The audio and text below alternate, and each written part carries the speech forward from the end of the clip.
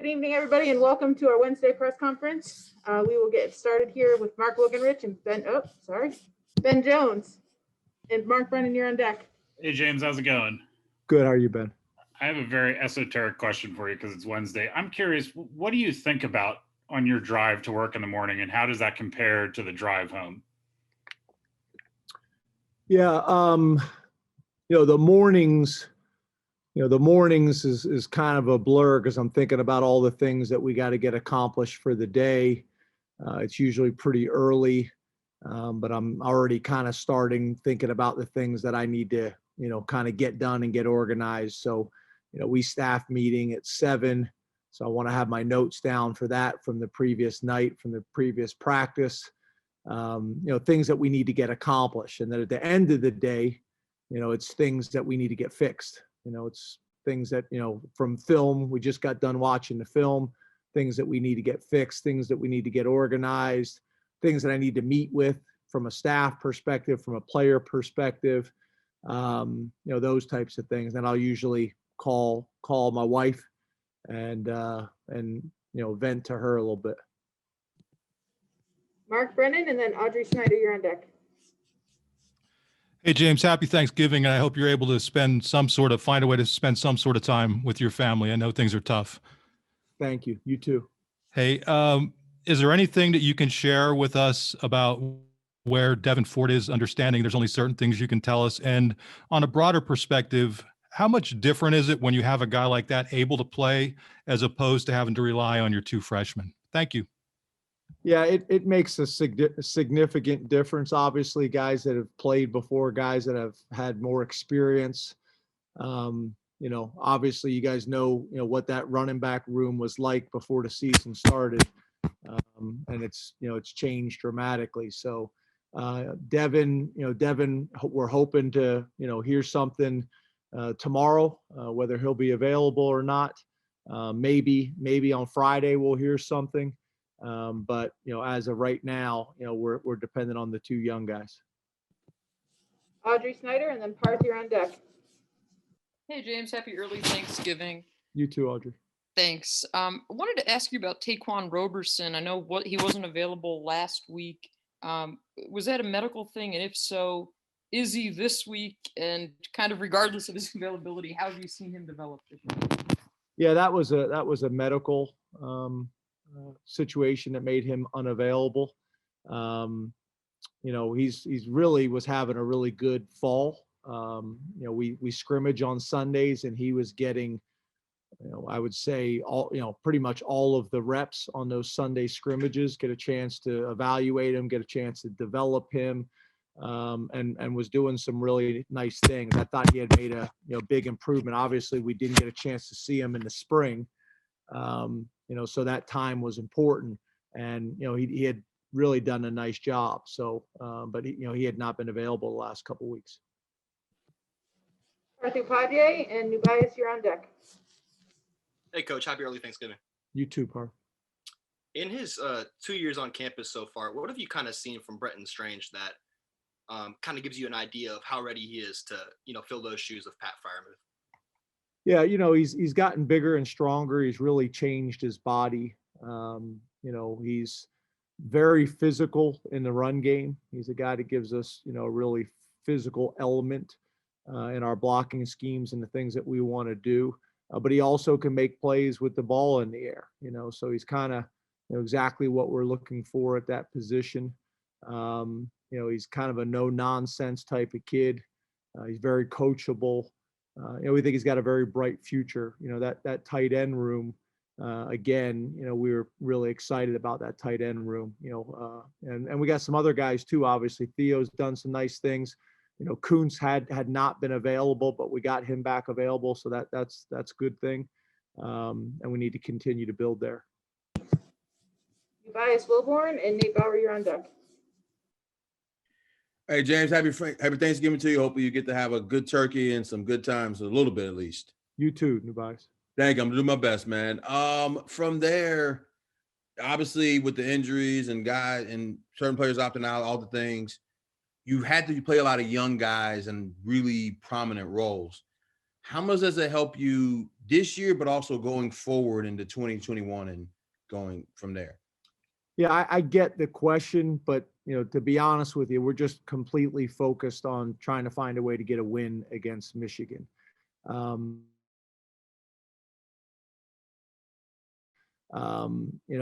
Is because they've earned it, but also part of it is some of it is, based on some injuries and things like that. So it's a combination of all those things. But, we're really not, having discussions and doing things for the future for next year. We're just doing whatever we got to do to find a way to get a win, this Saturday.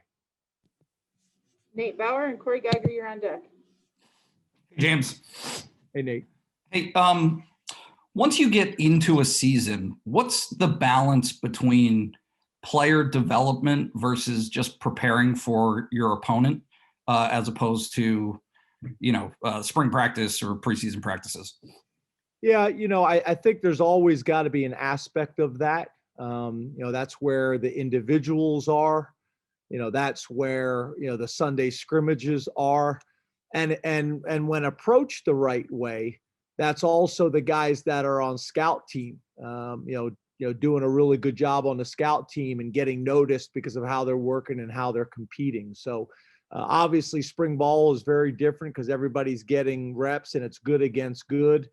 There are no scout teams during spring ball, but during the season, it's individual, it's the Sunday scrimmages. And then it's also, scout team work and things like that. And then every once in a while we'll rotate a guy from scout team up to varsity, and let him get a few reps in a certain period where we can. Corey Geiger and Tyler Donahue, you're on deck. Hi, James. You had said after the Maryland game, quote, "We're not putting people in conflict with the RPO stuff because there's not enough respect for the running game right now." Matt Millen said during the broadcast Saturday, he doesn't think you have the personnel on offense to run what you're running. How do you balance then what you're trying to do versus obviously you've had some personnel losses this season? Well, I think that the biggest thing is, getting the run game going and then being able to, put people in conflict where they have to respect the runs that we're running. I think that's the important thing. Obviously, with the way the season is played out with opt-outs and with injuries and things like that, it makes it challenging. There's no doubt about that. But the first thing that we have to do is get the run game more consistent and established. That has been impacted by the running backs that we have lost. And now we're trying to get these young guys some experience and try to create more space for them to be able to make plays. And then once that happens and people feel like they have to commit to stopping it, the extra defender, then it's going to create opportunities in the RPO game. Tyler Donahue and Mark Wogenrich, we'll try again. Thank you. James, happy Thanksgiving again. Tyler. Going back to that quarterback room, if Taequan Roberson's not available, does that make Micah Bowens your number 3 quarterback at this stage? And what have you gotten out of him since he arrived on campus in the summer? Yeah, so the last couple of weeks that had been the case. We're hoping that obviously Taequan would be available this week. But yeah, Mike has done a good job. He's been on the scout team. Obviously, we pulled him back up the last couple of weeks when Taequan wasn't available. He's a smart guy. He picks up things well. He's got a really good feel for the position and a really good understanding. And obviously, he's got quickness and change of direction, which we saw on high school film as well. So, we're excited about his future to see what he could do. Mark Wogenrich, and then we'll go to Greg Pickle. Trying now, good? Yes, sir. Got you now, I Mark. appreciate it. Thanks, James. Happy Thanksgiving.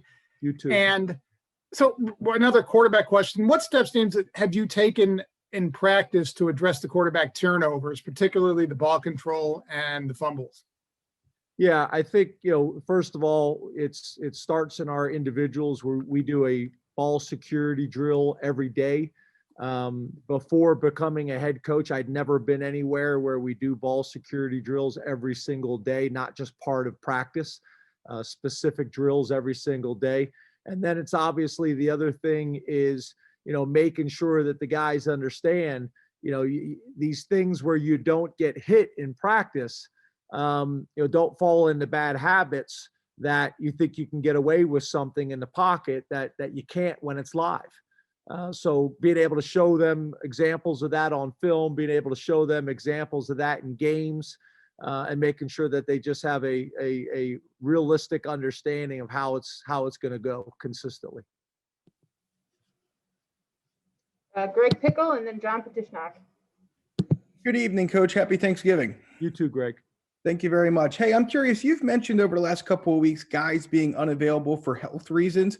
Do you chalk that up to is it bad luck? Is it the way that the offseason went because of the pandemic, or is it something else? What do you chalk that up to? It seems like, and maybe I'm wrong, but it seems like maybe more guys are unavailable for health reasons this year than in years past. Thank you, and have a good rest of the week and Thanksgiving. You too. Yeah, when in preseason, when I was studying what was going on in the NFL, there was an uptick in injuries in the NFL. So there's a lot of discussions going on that not having the normal spring ball, not having the normal summer training, not having those things that you may see a little bit more of this. So I think that's part of it. I think it's part of obviously not having some players and getting some younger guys on the field. I think it's all those factors. We had some guys that were at home for periods of time when we got shut down and they didn't have the ability to train or work out. I think it's all those factors. We have time for 2 more questions. John Petishnak and then Ryan Parsons. Hey, good evening, James, and happy Thanksgiving. Hey, John, you too. Hey, in past years, you've traditionally taken a pregame lap around Beaver Stadium when you thank stadium personnel and fans for their support.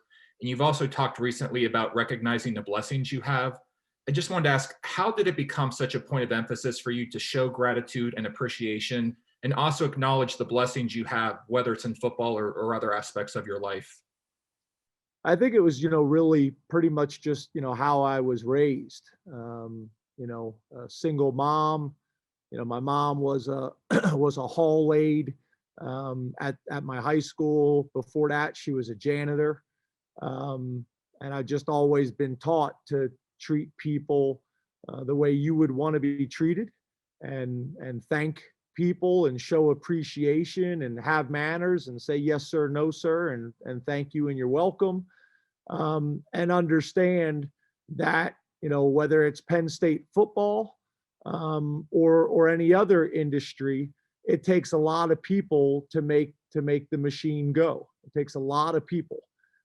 So when I walk around Beaver Stadium and I see all those people working there so that we can have a great game day environment and that the people can be safe and orderly and all those types of things, it's an opportunity for me to do that. It's an opportunity for me to thank them. I've kind of always taken a lap. It's usually been with my daughters. Obviously right now that's not an option. It's somewhat strange and somewhat surreal walking around the stadium each week and there's nobody in there.